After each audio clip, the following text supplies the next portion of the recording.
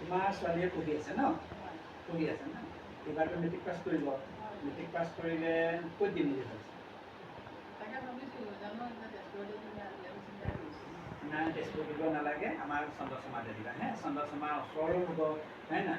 তাৰোপৰি আমাৰ সকলোবিলাক টিচাৰ ট্ৰেইনিং টিচাৰ হে, সকলোবিলাক ভাল টিচাৰ হে। আমাৰ লেডি টিচাৰো বেছি আছে, গতিকে তেওঁ ছোৱালী ভাল পাব হা।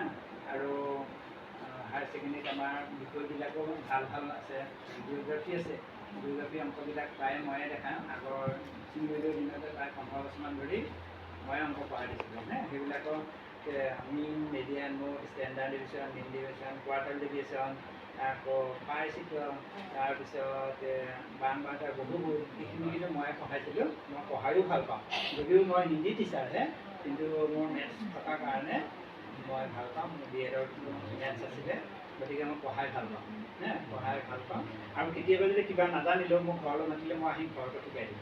গতিকে তোমাৰ ছোৱালী মোৰ স্কুলতে দিবা, আমাৰ স্কুলত দিবা হে দেই। তুমি এতিয়া কি কৰিছা? পঢ়ি আছা ন? কি অংক কৰিছা নেকি? অঁ, ঠিকে আছে দিয়া। A + B হোল স্কুৱেৰ দিবলৈ কিমান মনত আছেনে?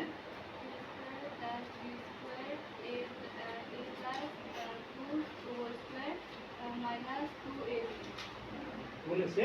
A + B হোল স্কুৱেৰ কিমান জানানে? A square + 2AC B + B square.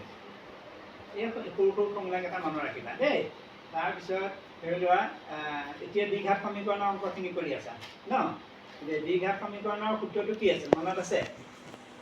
x equal কোৱাচোন কি হ'ব? x equal -b plus minus √b² minus 4ac by y a, হয়নে? এই সূত্ৰখিনি মনত থাকিলে আমাৰ সকলো অংকই কৰিব পাৰিবা হে। দ্বিঘাত সমীকৰণৰ যিমান সূত্ৰ আহে, যিমান অংক আহে, সকলোবিলাকেই কৰিব পাৰিবা, বুজিছানে? গতিকে ফৰ্মুলাবিলাক আগতেই থাকিব হে। তাকে সলসলীয়াকৈ মুখস্থ থাকিব লাগিব। আৰু ত্ৰিকোণমিতি হে, ত্ৰিকোণমিতি যদি আমি sin স্কুৱেৰ থিটা cos স্কুৱেৰ থিটা = 1 + sin স্কুৱেৰ থিটা = sec স্কুৱেৰ থিটা হে, sin থিটা = 1/cosec থিটা, cos থিটা = 1/sec থিটা, এনেকৈ আমি গোটেই যদি সূত্ৰখিনি আমি মুখস্থ কৰি থওঁ, তেতিয়াহ'লে আমাৰ অংক কৰা সুবিধা হ'ব হে।